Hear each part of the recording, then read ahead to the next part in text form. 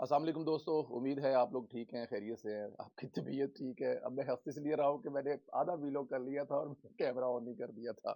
तो जब मैंने देखा मैंने कहा ये आधा वीलॉग तो हो गया है, तो कैमरा ऑन ही नहीं होगा। खैर हो जाता है कभी-कभी, बहुत कम होता है लेकिन आज हो गया है। आप अपना ख्याल रखें, अल्लाह ताला की ज़ात आप लोगों को अपने हिफ्ज़-ओ-मान में रखे। चैनल को सब्सक्राइब करना मत भूलिए। दोस्तों, मैंने गुज़िश्ता वीलॉग में भी बताया था कि मियाँ नवाज़ शरीफ के पास एक लम्हा भी ऐसा नहीं है जो वो ज़ाया कर सकते। मुलाकातें और प्लानिंगें बहुत ज़्यादा हैं और वक़्त बहुत कलील है। इसी तनाज़ुर में कई ममालिक मियाँ मोहम्मद नवाज़ शरीफ साहब से मुलाकात करने के लिए लाइन में लगे हुए हैं। गुज़श्ता दिनों बरतानवी हाई कमिश्नर मिलने आई थी, तो फिर अमेरिका वाले पीछे कैसे रह सकते हैं कि पता नहीं मियाँ साहब से कौन-सी तसल्लियाँ लेकर गए हैं इंग्लैंड वाले, तो इसलिए अब वो अमेरिका वाले पीछे कैसे रह सकते हैं। और साथ में मेरी चाय वो भी ठंडी हो रही है। तो मियाँ मोहम्मद नवाज शरीफ से अमरीकी सफ़ीर जाती उमरा में अमरीकी जो डोलन ब्लूम हैं, उनकी मुलाकात हुई है। इन ममालिक की तरजीहात बताती हैं कि नवाज शरीफ के हक में तमाम अवामी सर्वे हैं। देखिए, जब अमेरिका और इंग्लैंड जो है वो पहले से मुलाकातें शुरू कर देते हैं तो फिर बात समझ आ जानी चाहिए, क्योंकि उनके पास बहुत सारे सोर्स होते हैं कि इस मुल्क की अवाम क्या सोच रही है, इस मुल्क के लोग क्या सोच रहे हैं, इंतखाबात में लोग किसको वोट देने जा रहे हैं और फिर क्यों देने जा रहे हैं। बहुत सारे सर्वे होते हैं उनके पास, उनके अपने सोर्स होते हैं, उनकी अपनी इंटेलिजेंस होती है, तो वो पहले से हवा का जो माहौल है ना वो देख लेते हैं। उन्हें नजर आ रहा है कि नवाज शरीफ दो तिहाई के साथ आ रहा है। नवाज शरीफ अमरीकी सफीर से मुलाकात में खास तौर पर मुख्तलिफ अमरीकी रहनुमाओं से अपनी मुलाकातों का हवाला देते हैं। तमाम अमरीकी रहनुमा पाकिस्तान और अमेरिका के दरमियान जो तल्लुकात हैं उनकी अहमियत को तस्लीम करते हैं। मुलाकात के दौरान दोनों रहनुमाओं ने पाकिस्तान की सियासी व मुआशी सूरत हाल पर खास तौर पर आम इंतखाबात की तैयारियों के हवाले से तबादला ख्याल किया। अमरीकी सफ़ीर और मोहम्मद नवाज शरीफ ने तजारत, मईशत, मौसमियाती तब्दीलियों, सलामती और इलाकाई इस्तेहकाम समेत दो तरफा मुख्तलिफ मौजूआत पर बात की। देखिए, 2 तरीके होते हैं, या तो आप वो तरीका इख्तियार करें जो साबिक वज़ीर-ए-आज़म जिनको इस मुल्क पर मुसल्लत किया गया था कि मैं वाप आऊँगा और मैं आकर जो है वो आईएमएफ से बातचीत नहीं करूँगा, अमेरिका के घुटनों को टोकने पर मजबूर कर दूँगा, उनकी गुलामी से निजात और ये वो तमाम चीज़ें जिनका हकीकत से कोई तल्लुक नहीं है। और फिर वापस आकर आपको इन तमाम चीज़ों से यू टर्न लेना पड़े। लेकिन इंतखाबात जीतने के लिए आप ऐसे बोगस 2 नंबर नारे लगा सकते हैं, लेकिन मियाँ मोहम्मद नवाज़ साहब प्रैक्टिकली काम कर रहे हैं। जो उनको पता है कि आने वाले दिनों में ये चीज़ें होने वाली हैं। ये वो चीज़ें कर रहे हैं मियाँ मोहम्मद नवाज़ शरीफ साहब। अभी से आने से पहले मैं जब दुबई में था या जब हम लोग इंग्लैंड से आ रहे थे, तो हर वीलॉग में कहता था कि मियाँ मोहम्मद नवाज़ साहब पाकिस्तान जाने से पहले पाकिस्तान जाने की तैयारी कर रहे हैं। क्या तैयारी कर रहे हैं? पूरी दुनिया के दूसरे रहनुमाओं से मिल रहे हैं, मेक श्योर कर रहे हैं कि आने वाले वक़्त में अगर वो हुकूमत उनको मिलती है तो वो क्या करने जा रहे हैं। ये वो चीज़ें थी जो वो कर रहे थे और बार-बार बता रहा था मैं आपको। और आज आपको लगा, आप उन उन चीज़ों को तो अब आप लोगों को वो वीडियो याद आते होंगे जिसमें बताया था मेरे को आईएमएफ से मुज़ाकरात कर रहे हैं। आईएमएफ से मुज़ाकरात कर पाकिस्तान के साथ दोबारा तल्लुकात बहाल करने में अहम किरदार अदा कर रहे हैं। अब जब अमरीकी सफ़ीर और ब्रिटिश सफ़ीर मिले हैं तो फिर आप लोगों को शायद वो बात याद आती होगी। ख़ैर, मियाँ मोहम्मद नवाज़ शरीफ साहब ने जो सबसे अहम नुकता उठाया वो था कि जो बिला इम्तियाज़ एक तरफ़ा फायरिंग करके निहत्ते फ़लस्तीनियों के साथ ज़ुल्म और सितम किया जा रहा है, उस पर बात की। कहा कि ये जो ज़ुल्म और सितम किया जा रहा है, अमेरिका को इसमें अपना किरदार अदा करना चाहिए, इसको रोकना चाहिए। फ़लस्तीनी इस वक़्त निहत्ते हैं और जो फ़लस्तीन की रियासत है ना, उसका बनना बिल्कुल ज़रूरी है। ये नवाज़ शरीफ साहब ने आँखों में आँखें डालकर अमरीकी सफ़ीर से कहा है। अब देखें, इस वक़्त में जब आपको लग रहा है कि आने वाली हुकूमत अवाम के वोटों से आपकी आ सकती है, तो एक ऐसे वक़्त में जो इस मुल्क में हमेशा किरदार अदा करते हैं हुकूमतें बनाने में, अमेरिका के सफ़ीर की आँखों में आँखें डालकर आप कह रहे हैं कि नहीं, जब इस फ़लस्तीन की रियासत भी बननी चाहिए और जो इसराइल कर रहा है वो गलत कर रहा है, ये बिल्कुल भी नहीं होना चाहिए और आप लोग अपना किरदार अदा करें। ये छोटी बात नहीं है, ये कोई लीडर ही कर सकता है, ये कोई रहनुमा ही कर सकता है, कोई सियासी, वो जिसे कहते हैं ना कि अपना इमरान खान जैसा पिट्ठू नहीं कर सकता कि वक़्त आने पर इसराइल उसके हक में बयान दे रहा है और वो इसराइल के हक में बयान दे रहा है और ऑलमोस्ट वो इसराइल को मानने वाले थे। नहीं, ये नवाज़ शरीफ है जो अमरीकी सफ़ीर को बता रहा है कि ये ज़ुल्म और सितम हो रहा है, इसको रोकने के लिए आपको बात करनी चाहिए, अपना किरदार अदा करना चाहिए, अमेरिका को इसमें आना चाहिए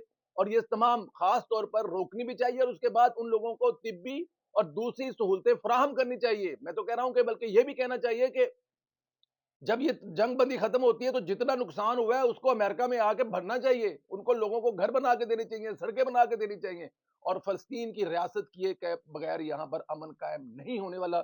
ये सब कहा है मियाँ मोहम्मद नवाज शरीफ साहब ने आंखों में आंखें डालकर उस सफीर को जो पाकिस्तान के लिए बड़ी अहमियत का हामिल है और बड़े तगड़े हैं और वो कुछ भी कर सकते हैं। اور جن پر یہ بھی الزام ہے کہ خان صاحب کی حکومت بھی انہوں نے گرائی تھی۔ اچھا جی، ادھر مولانا فضل الرحمان نے عمران خان اور حواریوں کے خلاف تہلکہ خیز انکشافات کیے ہیں۔ انہوں نے کہا ہے کہ جنرل باجوہ، جنرل فیض، عمران خان نے کشمیر بیچنے، قادیانیوں کو مسلمان قرار دینے کے لیے ٹرمپ سے علیحدہ کمرے میں ملاقات کی۔ یہ بہت بڑی خبر ہے۔ جنرل باجوہ، جنرل فیض، عمران خان نے کشمیر بیچنے، قادیانوں کو مسلمان قرار دینے کے لیے ٹرمپ سے علیحدہ کمرے میں ملاقات کی ہے، یہ کہا ہے مولانا فضل الرحمان صاحب نے۔ آپ اندازہ کریں کہ ایک طرف تو نواز شریف امریکی سفیر سے اسرائیل کی مذمت کر رہا ہے، اور ادھر عمران خان امریکی صدر سے اسرائیل کی حمایت کر رہا ہے۔ مولانا فضل الرحمان کے انکشافات بہت بڑے ہیں، ان کی تحقیقات ہونی چاہیے، کیونکہ دورہ امریکہ کے بعد ہم نے دیکھا کہ بھارت نے خاموشی سے مقبوضہ کشمیر پر قبضہ کیا۔ عمران خان نے سوائے چند منٹ کی خاموشی، وہ بھی 2 ہفتے، پہلے ہفتے زور و شور سے، جس میں یاد ہوگا اس نے کشمیر کا جھنڈا پکڑنے سے انکار کر دیا، تو ویڈیو آپ لوگوں کو یاد ہوگی، جو اس وقت کی فردوس عاشق امان جو وزیر اطلاع تھی، وہ جھنڈا لے کے آئی تو خان صاحب نے جھنڈا پرے کرتا تھا، اور اس کے بعد اگلے ہفتے جمعے جو ہے وہ صرف پاکستان کے چند لوگ عوام نے، لیکن اس تیسرے ہفتے کے بعد کسی قسم کی کوئی خاموشی بھی اختیار نہیں کی گئی تھی۔ ایکچولی وہ جو خاموشی والا پیغام تھا نا، وہ ہمیں سمجھ نہیں لگی، اب سمجھ آ رہی ہے۔ وہ خان صاحب کی طرف سے یہی تھا کہ بس منہ تے ہاتھ رکھو تو چپ کر جو، میں کرتا تھی جو کرنا، تو وہ ایکچولی ہمیں خاموش کروایا گیا تھا کہ خاموش، بس ہو گیا کم، چھڑ دو، بھیجتا کشمیر۔ اور یہاں پر نواز شریف صاحب آنکھوں میں آنکھیں ڈال کر کہہ رہے ہیں کہ کشمیر پر جو ہو رہا ہے وہ فلسطین پر جو ہو رہا ہے وہ ظلم ہو رہا ہے۔ خیر، فیصل واڈا نے دعویٰ کیا ہے کہ ممکن ہے جلد ایک بڑا بزنس ٹائکون یعنی ملک ریاض سامنے آ کر پریس کانفرنس کر کے کہے کہ مجھ سے رشوت لی گئی ہے۔ آنے والے دنوں میں پرانے جن بھوت بھی پریس کانفرنس کریں گے۔ فیصل واڈا ان لوگوں کے اندر کی باتیں جانتا ہے۔ ظاہر ہے ملک ریاض کے گرد جتنا گھیرا تنگ ہو گیا ہے، اس کے پاس اور کوئی چارہ نہیں۔ ملک ریاض ایک بزنس مین ہے، اس کی سرمایہ کاری ہے، اور اس کی وجہ سے کئی ملازمین بے روزگار ہوئے ہیں۔ وہ اتنا ہی پریشر برداشت کر سکتا ہے، پھر رہی صحیح کسر سندھ حکومت نکال دے گی۔ سندھ حکومت نے سپریم کورٹ کے احکامات کی روشنی میں بحریہ ٹاؤن کی زمین کی تحقیقات کے لیے کمشنر کراچی کی سربراہی میں 10 رکنی کمیٹی تشکیل دے دی ہے۔ سندھ حکومت پہلے کچھ نہیں کر پاتی تھی، لیکن تب پیپلز پارٹی کی حکومت ہوا کرتی تھی، لیکن اب نگران حکومت ہے، تو وہاں ملک ریاض کو دھچکے پہ دھچکا لگ رہا ہے، اور ملک صاحب جو ہیں وہ مطلب کہ پریشانیوں کی ان حالت میں ہیں۔ پر میں دیکھیں، مجھ سے لوگ اختلاف کر سکتے ہیں، بہت بڑا بزنس ٹائکون ہے، اس کے ساتھ بات چیت کر کے اس کی جو بھی اس کے مسائل ہیں اس کے ساتھ وہ کرنے کے بعد اس کو زیرو زیرو نہ کیا جائے۔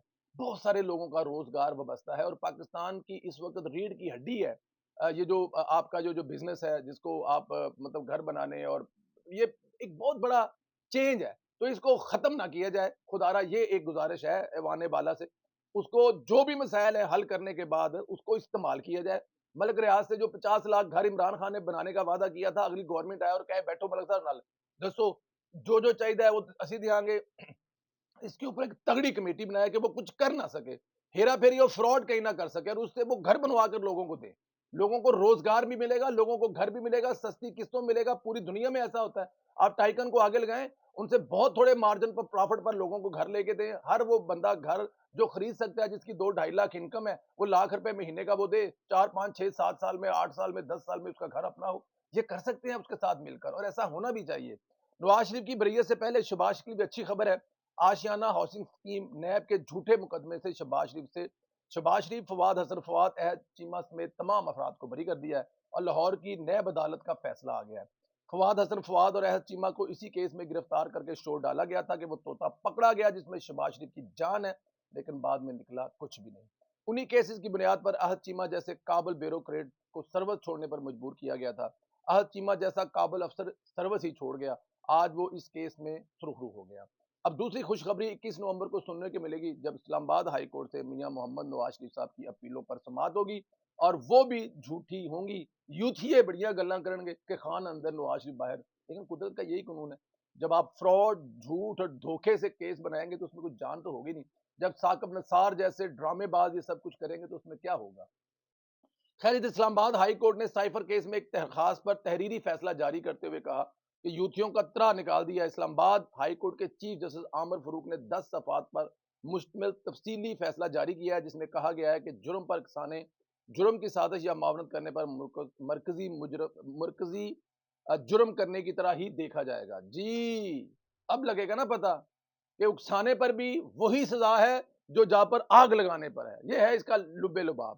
عدالتی میں فیصلے میں کہا گیا کہ عمران خان پر لگی دفعات میں سزا عمر قید، سزائے موت شاہ محمود قریشی کو بھی اسی تناظر میں دیکھا جائے گا، کیونکہ شاہ صاحب نے کہا تھا میں نے اپنے کپتان کے حوالے کر دی، اب کپتان جو ہے نا وہ اندر ہے اور اس کے بعد شاہ صاحب بھی اندر ہی ہیں۔ عدالتی فیصلے میں مزید کہا گیا کہ بلا شبہ ضمانت سزا روکنا نہیں، عمر قید اور سزائے موت کے ملزمان کو عدالتیں ضمانت دینے میں احتیاط سے کام لیتی ہیں، جبکہ اس قسم کے کیسز میں جب تک معقول وجہ موجود نہ ہو ضمانت نہیں دی جا سکتی۔ فیصلے میں کہا گیا ہے کہ عدالت ضمانت مسترد کر کے ہدایت کرتی ہے کہ ٹرائل 4 ہفتے میں مکمل کیا جائے۔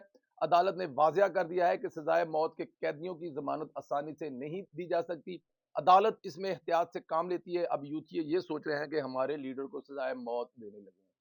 کل عمران خان کی بہن بھی کہہ گئی ہیں کہ مجھے لگتا یہ ہے کہ جو دفعات لگی ہیں اس میں خان صاحب ٹنگے جا رہے ہیں، اور سوشل میڈیا پر ایک خبر بھی ہے کہ سلوار قمیض کے بہانے خان صاحب کی گردن کا ناپ لے لیا گیا۔ اللہ نہ کرے ایسا ہو جی، اگر انہوں نے کچھ نہیں کیا تو اللہ تعالیٰ کی ذات ان پر رحم کرے، وٹ ایور جو بھی ہے وہ اس ملک کے سابق وزیراعظم رہے ہیں، لیکن اگر انہوں نے یہ سزا، اگر ان پہ یہ جرم ثابت ہوتا ہے تو پھر خان صاحب تو اللہ حافظ ہے۔ آپ نے اپنے ہاتھوں سے یہ سب کچھ کیا اور اس کی سزا تو آپ کو ملنی ہے۔ دوستو اپنا خیال رکھیں، اجازت دیں، اگلے ویلوگ میں پھر ملاقات ہوگی، اس وقت تک اجازت دیں۔ کیا عمران خان کو سزائے موت یا سزائے عمر قید ایک لمبی ہونے والی ہے؟ آپ لوگ کیا سوچتے ہیں اس پر؟ اس سوال کا جواب ضرور دیں، اور social media talk show Facebook, social media talk show 1 Facebook کا چینل ضرور فالو کریں۔ اسی کے علاوہ جن لوگوں نے ابھی تک یوٹیوب کا چینل سبسکرائب نہیں کیا وہ بھی کریں۔ اپنا بہت زیادہ خیال رکھیں، اجازت دیں، خدا حافظ۔